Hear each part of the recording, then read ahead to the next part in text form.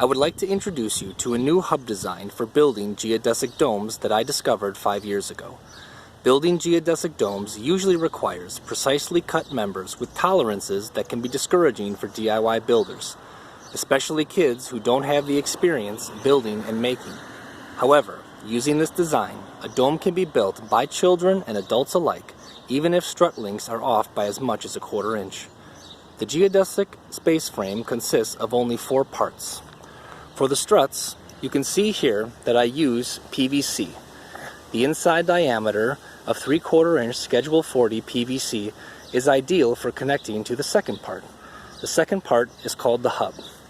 You can see here there are 3 different types. The yellow color indicates where I've cut the spokes of the hub so that I can slide the PVC strut onto the hub.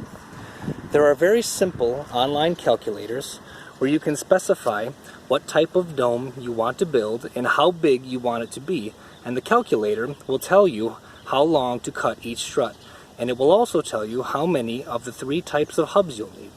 Cutting struts and hubs requires very few tools.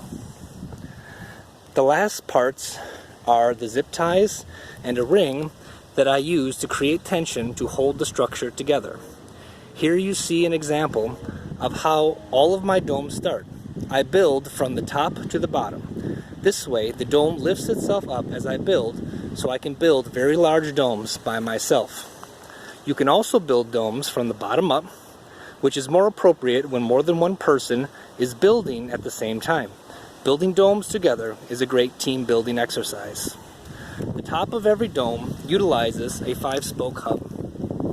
When I am cutting the struts to length, I also take a 1/4 inch bit and drill a hole at each end.